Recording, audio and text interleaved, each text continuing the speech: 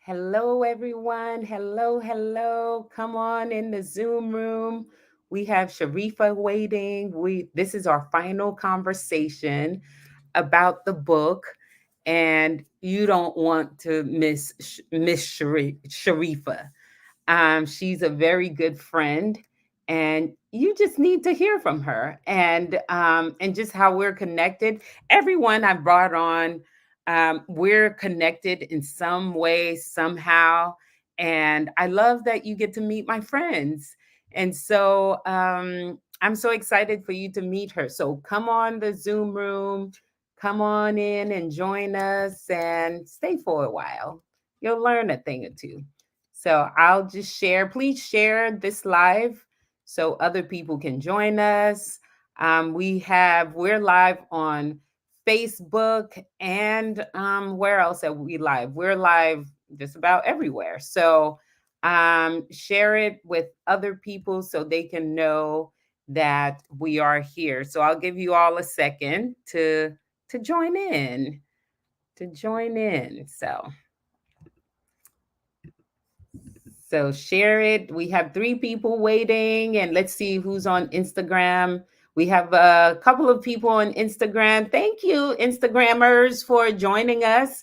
This is the final conversation about Does God See Me? And next week is the launch, the full launch of the book. And you want to get a copy. I think you'll be happy you did. And Sharifa will tell you why you should get a copy of this book. Um, so yeah, get it on Join Us. Let's see. Okay, 2 more minutes and then we will get started.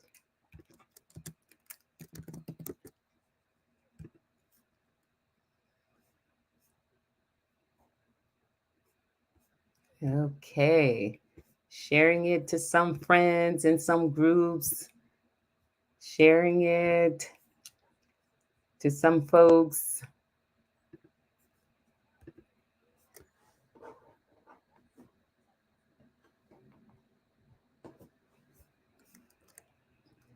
Okay, we're almost ready to get started.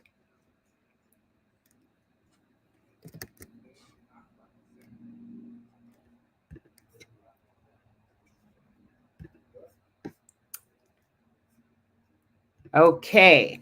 So, welcome everyone to our final conversation of Does God See Me? I am your host, Jirla Prevlon. And for the past 4 weeks, really, Brown Girls Collective kicked off the conversations on regarding Does God See Me? If you missed that live, you want to hear it and you want to watch it again. And basically, what we've been doing is really talking about does God really see us? And what resonates for each of us of my guests who have read the book and sharing a little bit of insights. We're having fun conversations, theological conversations, how it applies practically to our day to day life. Today, we have my friend Sharifa. Let me tell you about Sharifa. Um, I met Sharifa on in Dallas Seminary. I just got a comment that says, I think you're muting me. I'm not muting anyone. So what's this all about? And so I met Sharifa at Dallas Seminary. She was leaving and I was entering. And let me tell y'all a little bit about Dallas Seminary. There weren't too many Black women at Dallas Seminary. So I think we met at like the stairs. The staring that we do as Black people when there aren't too many of us in a space. She saw me and I saw her. We locked eyes and it was love at first sight. And we've been friends ever since. And she's been my go to person when I want to say the real theologically, and when I want to ask the hard questions theologically. I'm going to talk to her about her seeing my process with this book in a second, because there's something there I want you all to hear both of us talk about. But she's an amazing author, brilliant author. She has a book that's coming out soon. I'll let her talk to you all about it a little bit because I want to promote her as well. She's on Substack. She's always writing, and her writing literature is just brilliant. I love her. And so let me bring her to the stage, Sharifa, my friend. And this is going to be super easy, super fun, super light. We're going to laugh a little bit. I don't know if we're going to cry a little bit, but we're going to do all the things. Laughing for sure, for sure. It's all on the table. Sharifa, you're here. You're here, Sharifa. You're here. Yes. You are here. Oh my goodness. So, yeah, we met in Dallas. Yes, But you're from New York, that's right. which is crazy that we would meet in Dallas. I know. We've been neighbors forever. I Yes, mean, because really.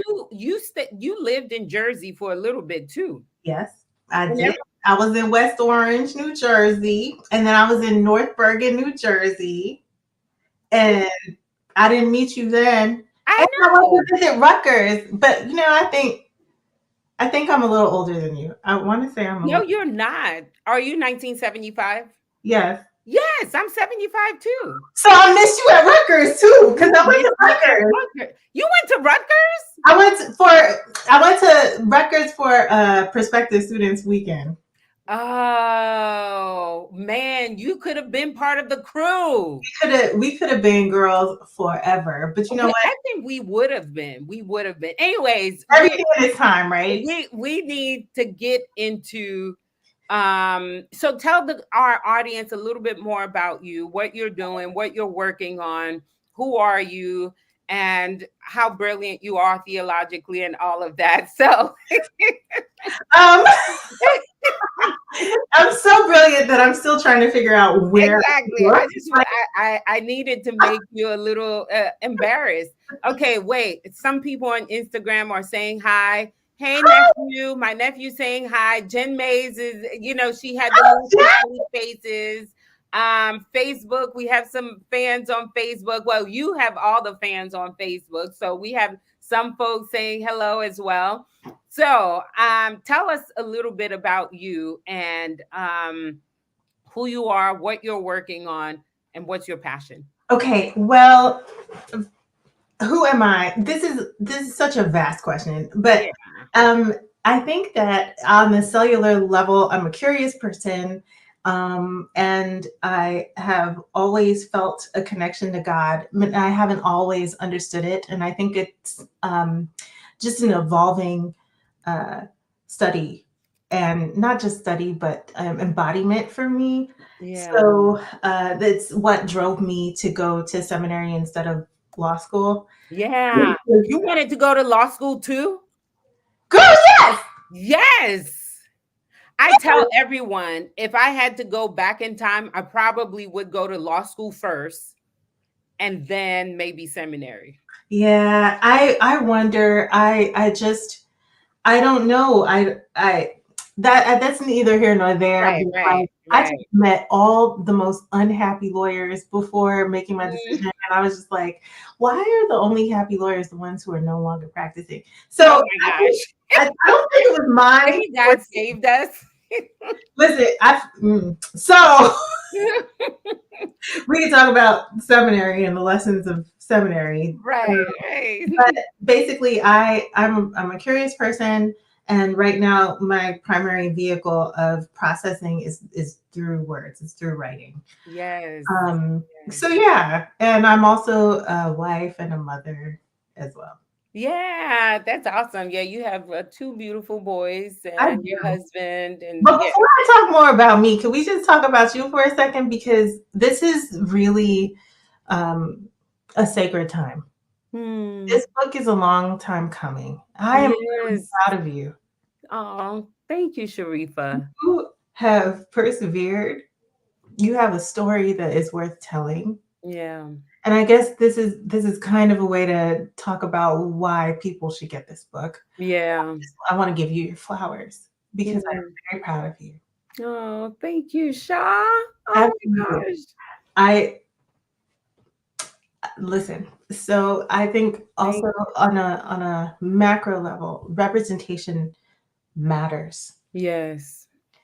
And Yeah. the theological perspectives of Haitian women matter. Yes. And the intersections of race, ethnicity, and gender matter in Yeah.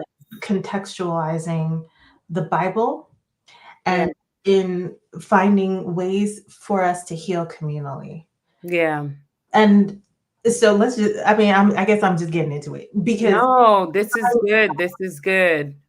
Yes. we're bringing all of this to the table. And I Yeah. know that as an author, this is not glamorous. Okay. Yeah. It is it is hard. Um, and when you're doing it right, it takes a piece of you as well. Oh my gosh. Yes. And I know that you have given your story, the sacred text of your story, Yeah. and put it into this book. Yeah. You have given honor to Hagar. And Mm. I don't know about you and how you grew up hearing about her, or whether you grew up hearing about her, whether the audience members have grown up hearing about her. I didn't grow up hearing anything about Hagar. And when I Yeah. did hear something about Hagar, it was a Pauline epistle that negatively compared her to Sarah, the chosen woman. Right. It reduced her to an afterthought, a mistake, or Yeah. and the rendering of her story never dignified her. Yeah. It was incurious, is what I Yeah. would say. It didn't acknowledge how Hagar was. She didn't come into the picture voluntarily. There was nothing No. about her experience. Right. So your book gives honor and dignity to Hagar, and in doing that, it puts you in the tradition of womanists. So Mhm.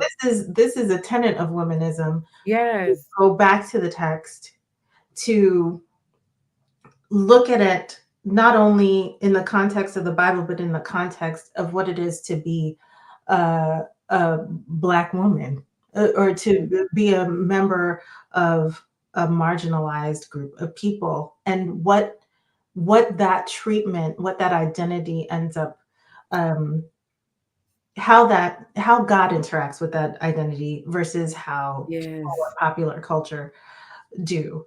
Yeah. And the point is liberation. It is not the point in Yes. womanist theology is not to excuse or normalize the subjugation of Right. marginalized people. It is to see them and to dignify them. Absolutely. Your book is continuing an honored womanist tradition of looking at Hagar and dignifying her story and dignifying it in the way that God does, because we see that in this. Yes. And this is the very essence of your book. This is why you it's Yes. Yes. see You know, me?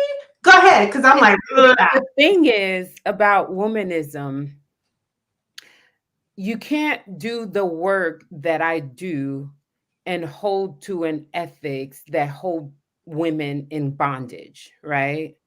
Because what I've learned about womanism is the liberation of Black women, which in the same breath it liberates other people, right?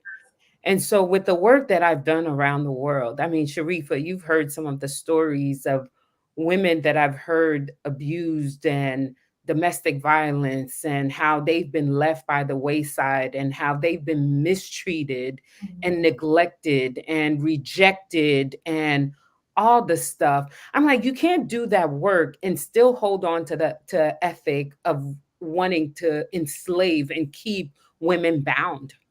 Mhm. When you do this work, it changes you.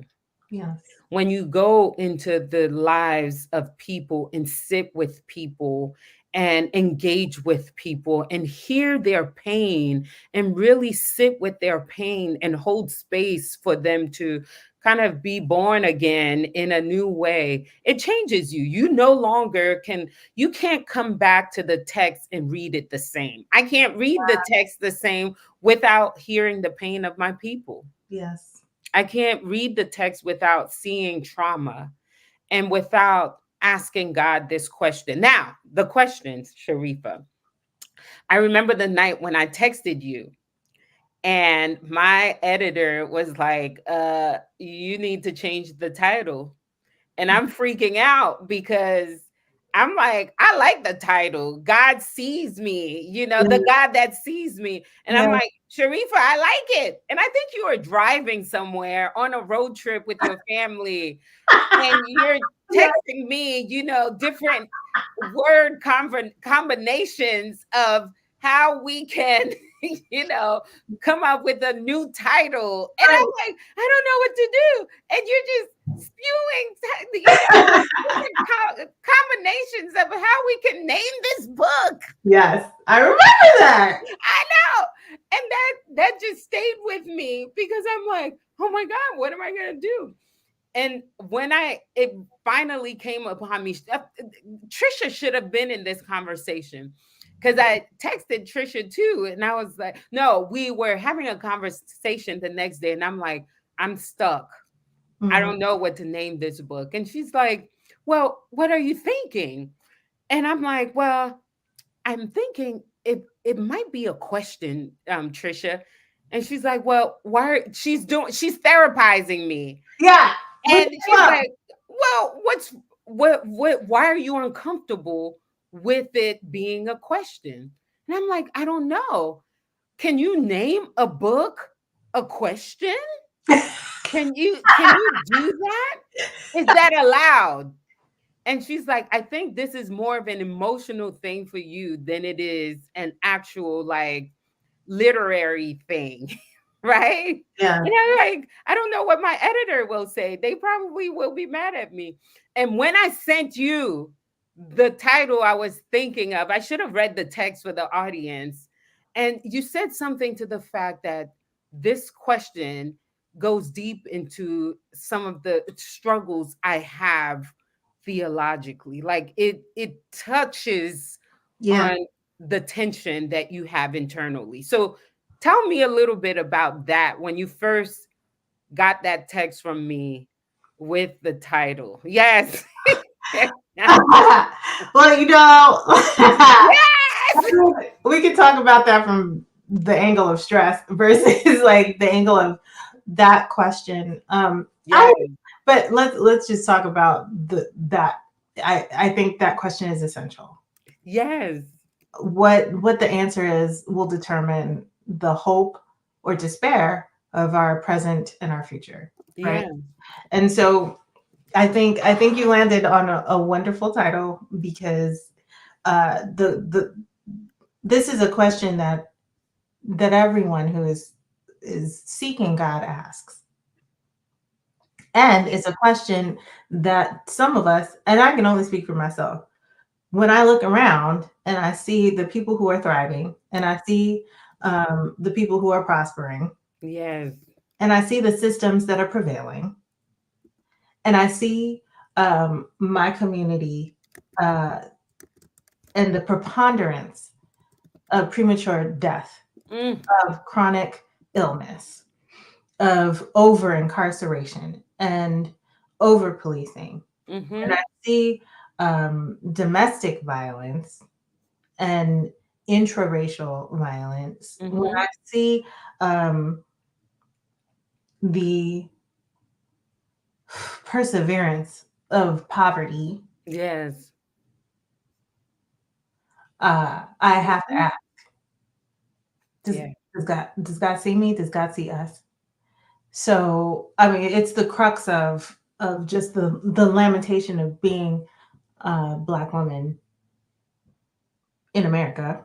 Yeah. But I know it's not limited. This question is quite the universal question. It But is. this is where it touches me in my social location. Yes. That makes sense. And so what I was saying before about your book is I really appreciate that. Ugh, I'm like sick of sanitized narratives where Yes. people are like, well, one day I had a problem, and the problem was I was a Yes. shopaholic. And so I just would spend money on my wardrobe. And then I found Jesus. And now I only shop 5 days a week. Like we don't care about these problems. Right. We don't give me somebody who's lived through something. Yeah. Yeah. Your testimony and the testimony of the women who you have worked with, these are women who have been through something, Right. who are examples of people who have a deep well of faith Right. despite. And these are the people I want to follow. And Right. these are the people who whose faith I'm always going, because I am a Jesus follower, I'm always going back to that. Right. There's different kind of soils, Yes. and so much of the therapeutic space is rocky soil. It's Yeah. and especially the intersection of the therapeutic space with popular faith, right? Right. Self-help Yeah. intersection. It's not equipping people for real problems Yeah. or how to endure. Exactly. Your book does, and that's why Mhm. I really appreciate your vulnerability in telling your Yeah. story, um, your honesty in telling the stories of other people. And Yeah. so the hope that is in your book, the therapeutic hope that's in your book, is not born out of like something that's not a real problem. Right. It's real Right. issues and Right. real solutions. And there's an Yeah. indigeneity to it. It's not like, and the only way that we can heal is through this Western Right. lens. Right. So you Right. bring the wisdom of the diaspora to the book. And that's the thing, again, you said something about a book that has the lens of a Black woman, a Haitian woman, and also theologically how we do theology, how we heal. Um, for me, I couldn't write a book about trauma healing and just let it be about the Western's concept of healing, Mhm. right? Because I know it's not taking into account women in Haiti. It's not taking into account the women of Congo, the women of Uganda, because what they offer is like the one-on-one, face-to-face, do these things and then you'll be okay. The problem is maybe not. They Right. like it may not, it doesn't work that way. And so for me as a Haitian woman, I had to bring that knowledge in. And I think that's why my voice and your voice are necessary, because we're not just looking at it from this vantage point of America. We have the whole diaspora to consider, Yeah. my sisters out there to consider, that if I'm offering um, a resource for healing, it has to work for my sisters Mhm. out there. If Mhm. it doesn't work for them, it's not enough. Mhm. It's missing. Exactly. Exactly. If it's not good news for them, it's not really gospel. It might be something, Yeah. but it's not gospel. Yeah. It has to be good news. Where's the good news? Right. Like, Was it us that was talking about where's the good news? Somebody, was preaching a sermon about, something crazy, just about how the suffering was good, that this was good, and this and that. I'm like, no, where's the good news? Please tell me where's the good news. I need the good news. I need the If good news. it was that good, it would be in the Garden of Eden, and it would be somewhere in the Book of Revelation, right? Right, It's just not. It's just not. We right, learn from it. right, We can grow through it, but it's like calling death good. right. It's not. Right. It's not good. Let's just call it what it is. It's not good. It's Mm-mm. it's not good. So so I'm grateful to have the opportunity to both have a theological lens and an international, wider, expansive lens to be able to pour into this book, right? Because now I feel like the voices of the ancestors and the voices of the women get to be represented in this book. Yeah. Yeah. What Did prompted you you to go write? ahead. What prompted you to write the book? A couple of things. The women in prison. I worked with women in prison in Dallas, and that's another community, that is not necessarily represented in books that we're writing. Right? And so when I met with the women in prison and I was teaching them for about 2 years, and I'm like, they need the resources. And I know these women, they more than likely will not have money to go into therapy, Hmm. And so my desire has always been to reach those without access, those without resources. So I'm always thinking of them. So the women in prison, they were my first group that I'm like, I need to write something for them. Then I went to Kenya Yeah. and I met the women in Kenya, and I'm like, "Oh my gosh, I need to I need to write something for them. I need to do something, I need to have a resource so my sisters can actually read it, because they would come back when we would do conferences, they would come back and get another packet, and they wanted the resource. Yes. And then my brother died. Mm. And Mm. the book, I think, changed a little bit because I was thinking of the women, and I was thinking of the resource more as not a participant in the pain, but more of a teacher Yeah. of pain, Yeah. right? More of the therapist, of More removed. more removed. Hmm. But when my brother died, it was personal. Of course. The book became personal when my brother died. And so I think that's where, and I feel like I needed to tell people from the center of pain, Yes. right? I needed to talk to people from the center, not just from the outside.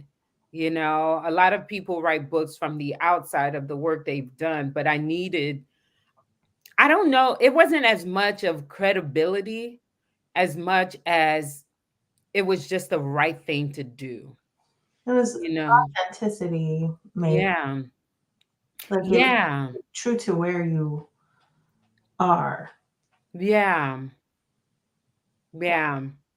And I think in my adult years too, I haven't been at a place where deeply, like, this was the climax of like trauma in my life. Like, I was just at this place where I'm like, okay, enough, God, enough. Yes. Okay, this is too much. Of This is course. enough. Of course. And I needed to say that, out loud, like, enough. What Of is this? course. So I think that was like my motivation. I was thinking of the women out there, but then it became personal. I had to go a little deeper and just kind of speak from a place of pain, almost like the Psalms, Mm-hmm. almost like Habakkuk, Mm-hmm. Yes. almost like, Hagar herself, because she had questions. Um, and so they spoke from the place of pain, not necessarily from a place of having figured it out, but the Psalms, these authors, these people who spoke, they were not speaking from a place of, I've been delivered. Right. Now I can talk about it. They were speaking from a place of lament and pain. I'm in the midst of Yeah. pain. And I feel like this book is like a psalm in many ways, for Yeah. me. That makes sense Yeah. too. Yeah. Thank you for letting me share a little bit about like what made me write it. Um Let me see if our audience have any questions. I threw it out there. The great Sharifa is here. If you have any questions for Sharifa, please write down your questions. Let us know. The theologian is in the building.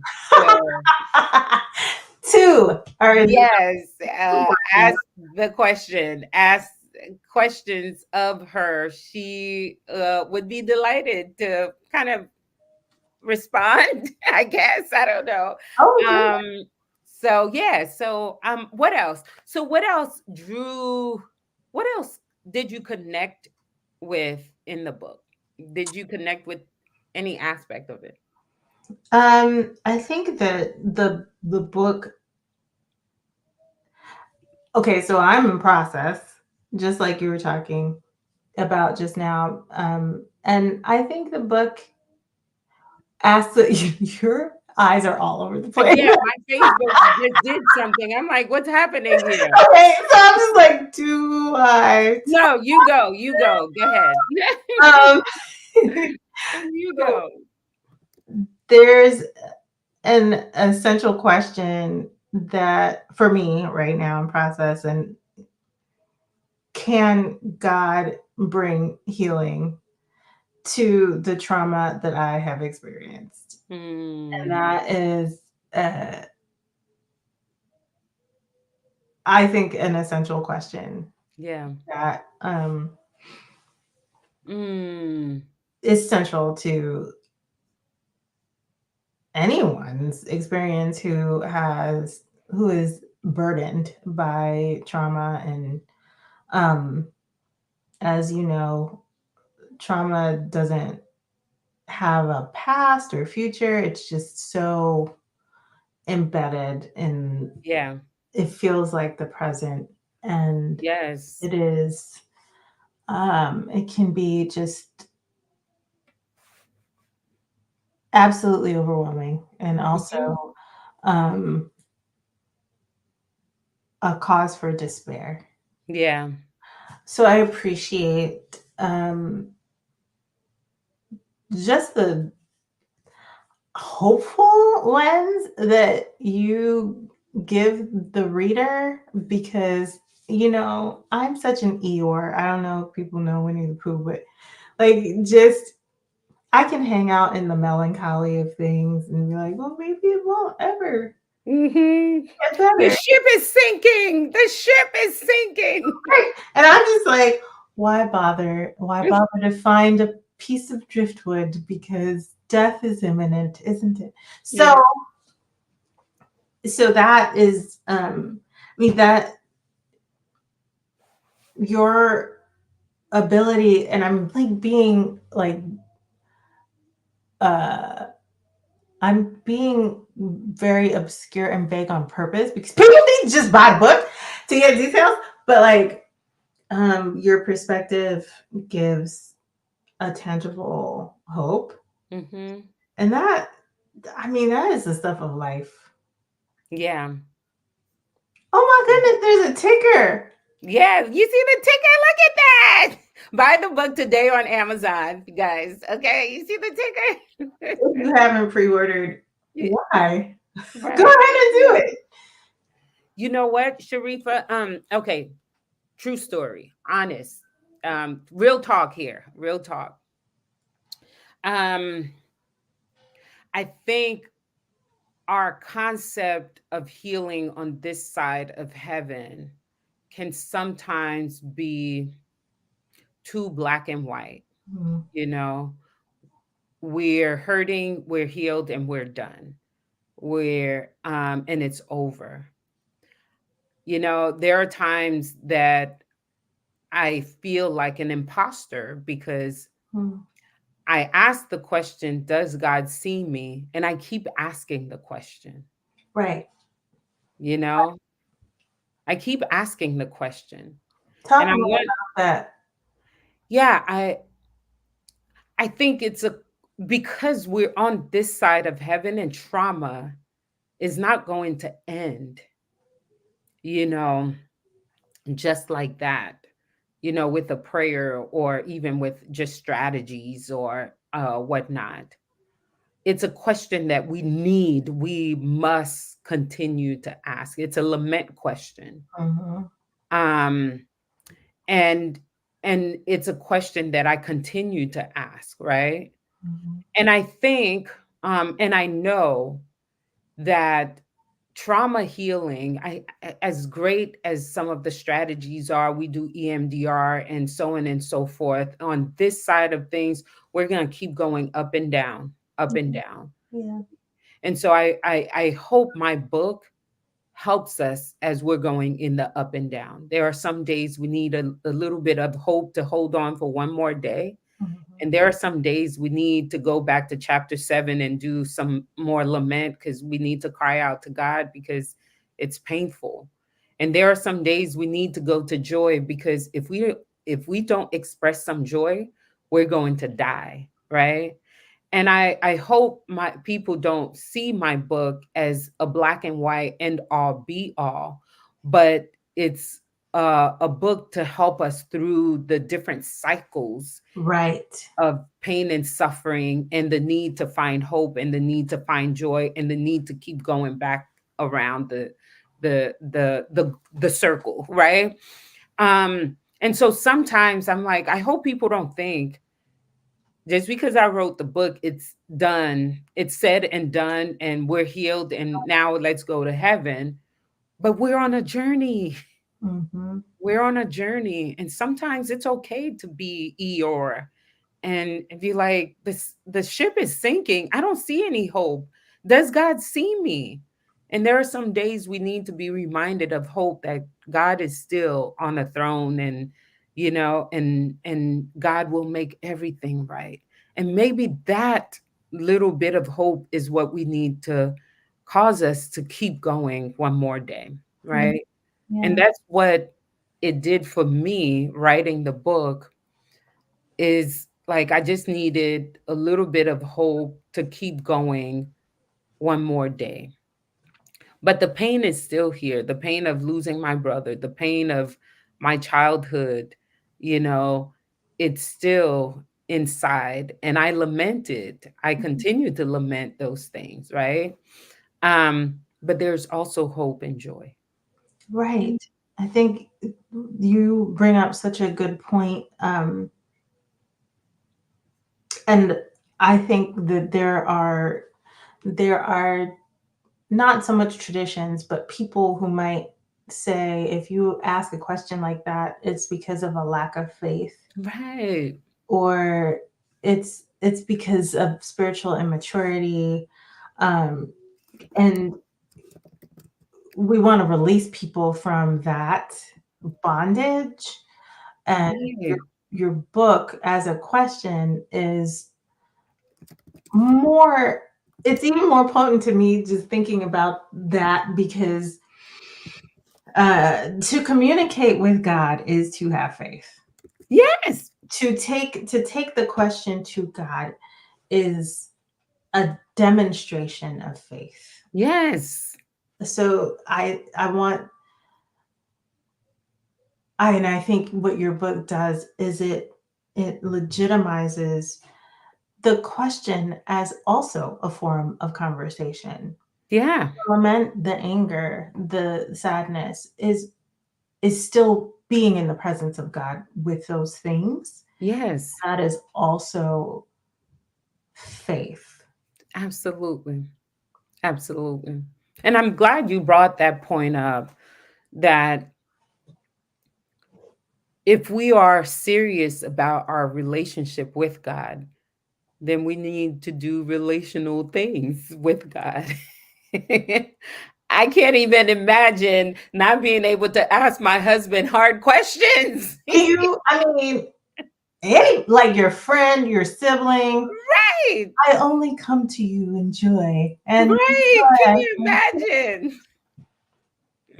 Right. That, I mean, that's an indicator of the depth of relationship. Yes. If you're talking to someone who you're like, well, I better be careful because they can't handle this. Hmm. Can you Right. imagine what Can kind you of God, imagine?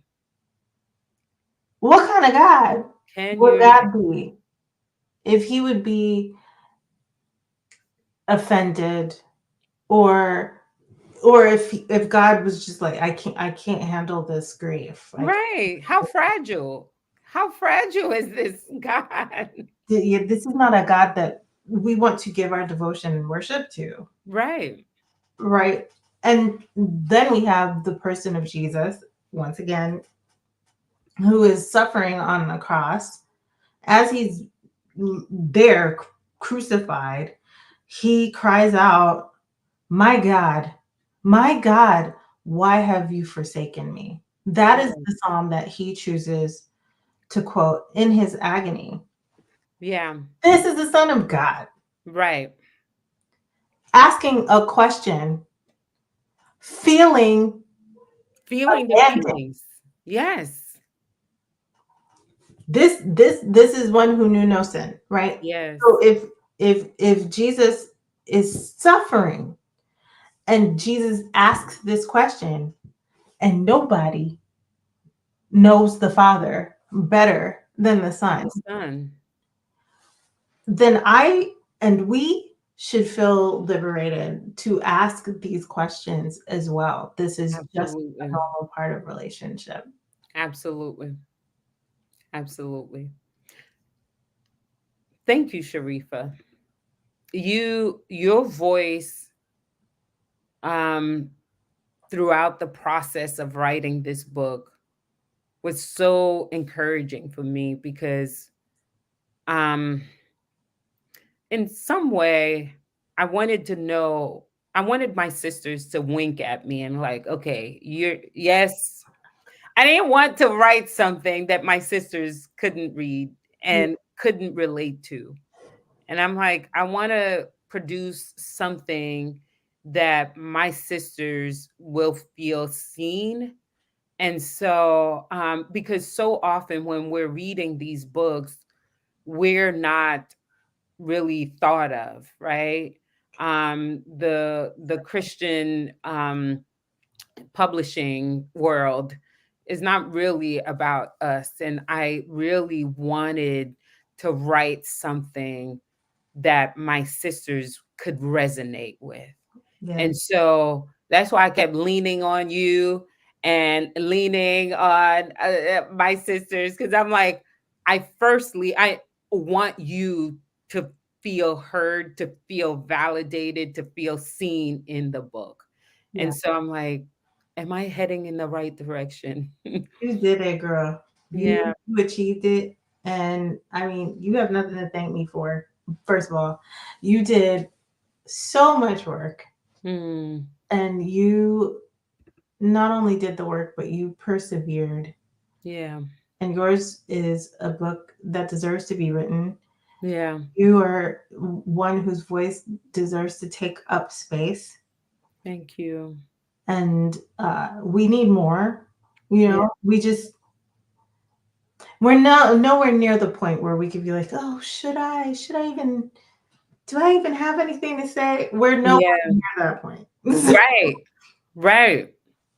Your Right. your words are so valuable. Your contextualization, your um, theology, your counseling praxis, all of this, the confluence of those things are so important and so necessary. And Yeah. I'm very, very proud of you. Thank you. Thank you. Thank you. Oh my goodness. I wish I can hug you. I, I'm like, I need to come to Dallas and do a book signing. I need to talk to you and Jonathan so we can do a book signing at your church or something like that. We'll talk offline. Okay. okay, Yes, we'll talk I like offline. that. Let me know. But we have a question. Cynthia have a question. She said, from a biblical perspective, can the two of you talk about why is it important to center folks push to the margins as we aim to draw close to Christ? Mm, I love that question, I Cynthia. do too. Why is it important? Do you want to go first? Well, that was the Bible. That's the whole Bible.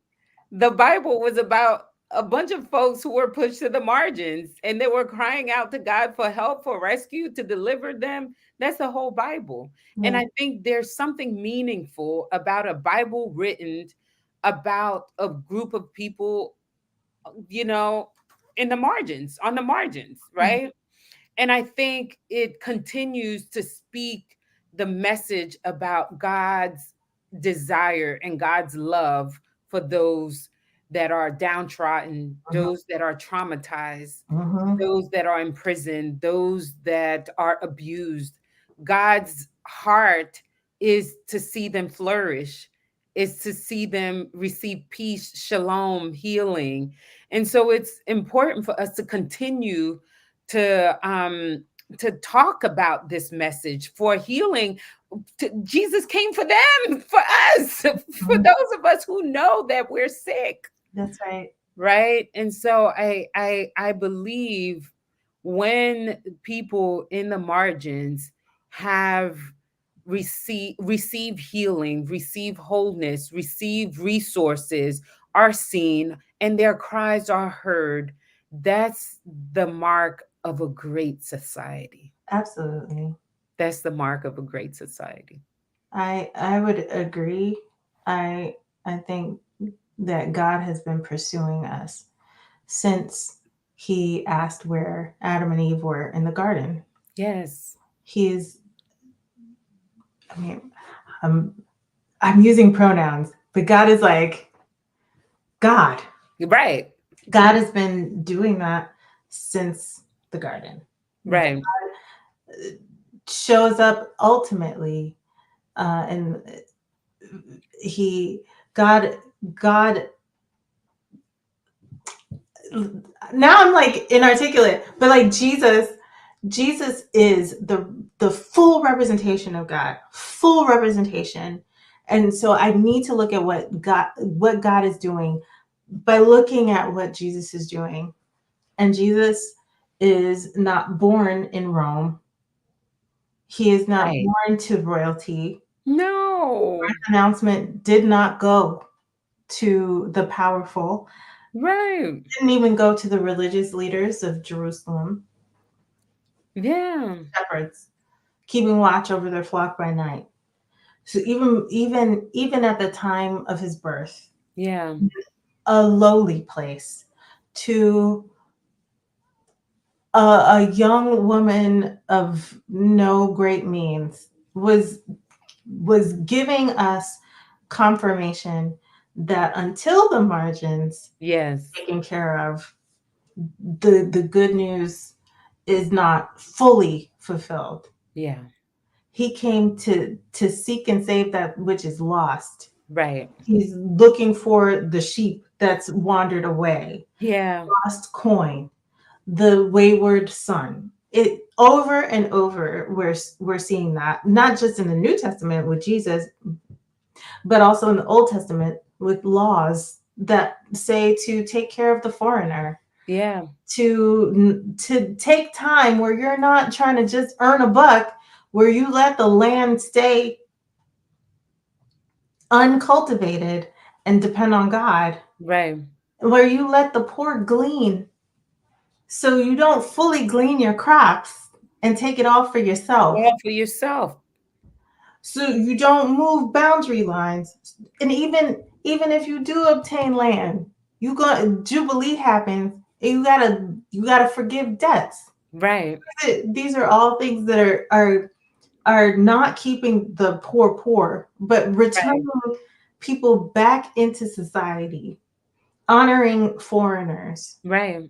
caring for widows and orphans, just constantly bringing the Constant. outside in, constantly turning the outside into the inside. And so I think there's some iterations of faith that are like, well, this is just identity politics, and it doesn't matter what color you are or anything. It's about Jesus. Right. And it is about Jesus. And Right. Jesus chose to come as a marginalized person in an Right. state. What do you do with that? Exactly. Jesus is a Jew. Right. What do we do with that? So he comes from a specific line. His ethnicity is not erased when he's born. It's not erased when he died, and he Right. rises again. Like he did it. So, and when we get to Revelation, people's tribes, nations, and tongues are not erased. Are not erased. So, like, if and it's not. There's nothing wrong with culture. Right. If there were, there would be no Babel. There would be no scattering of the people. Right. So I understand people are trying to keep the primacy of Jesus, but they're also trying to quiet people who are crying out for Right.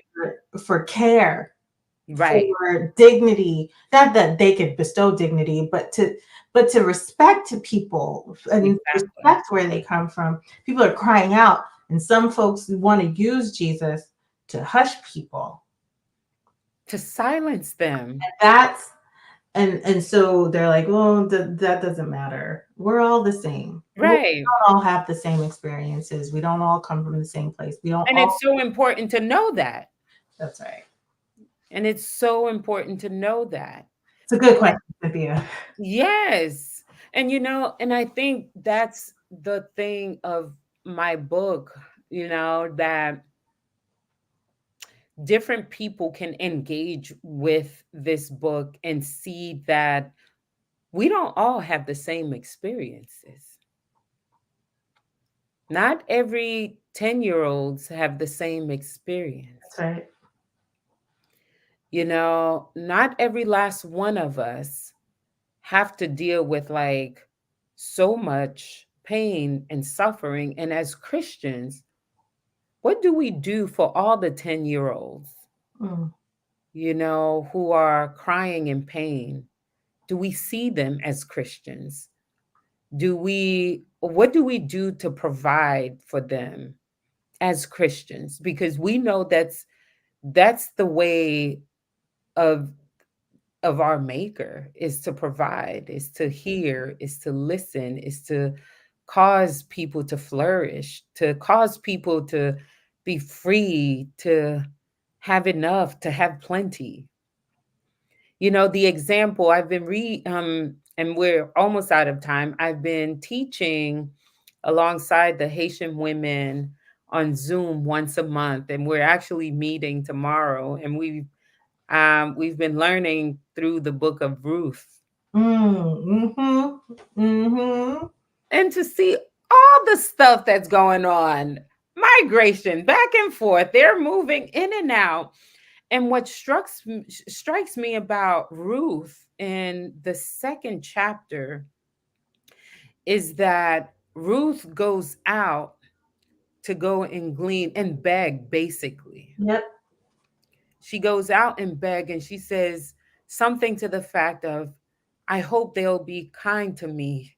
At this point, Ruth is a foreigner. Ruth probably can't speak their language. People can see that she stands out because she's from a different land, right? They can see that Ruth is standing out like a sore thumb. Yeah. What does Boaz do? He says, let her be among the people that's gleaning in my field. Don't nobody mistreat her. And he gives her water, he gives her food, he gives her plenty to go back home with. And she's like, why are you being so kind to me? Mm-hmm. And that just did something to me when I read the text again Yes. and see it how it could be. Yes. And also how it was because Boaz had to check people because Yes. perhaps their inclination towards the foreign woman Yes. was less than noble, you know? Right. Right. And so my Even hope, the people in Bethlehem, the people of the house of bread, were people who needed to be checked and reminded yes, not to victimize the foreigner who came to glean. who came to glean, leave her alone. Leave her alone. She will get protection underneath. Woo! You know Let who else says leave her alone? Anyway, we'll do that for another. girl, I'm girl. on a tangent. Okay. Yeah, you all see our hearts and desire and for the liberation of all people, the liberation of those without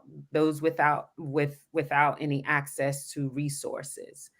I believe God, that's the heart of God. I believe that's what God desires of his people now, is to provide, to take care, to give them water, and to leave them alone. Yeah. Don't mess with them. Provide protection for them. Mhm. Take care of them. Support them. Help them. So, does God see me come out next Tuesday, the 7th? Next Tuesday, the Next 7th. Tuesday. Yes. Someone says this Wait, is a is whole next live Tuesday by the 7th? itself.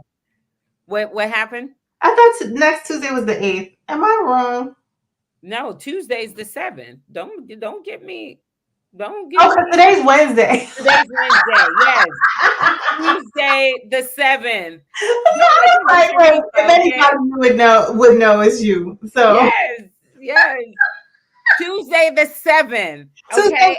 I will be back here on Tuesday with a celebration. We will start at 8 a.m. Okay. 2 With a a.m. prayer. Two of my Oh, friends. Listen, we do, Black Haitian people do book launches differently. listen, you We're do going to the start thing. with the prayer Do the thing. 8 on a.m. Tuesday, 8 Eastern time. a.m. Okay. 8 a.m. I will Eastern. say that. Eastern. No, Central. 8 a.m. Central time. 8 Okay. a.m. Central Time. All right. 8 a.m. Central Time.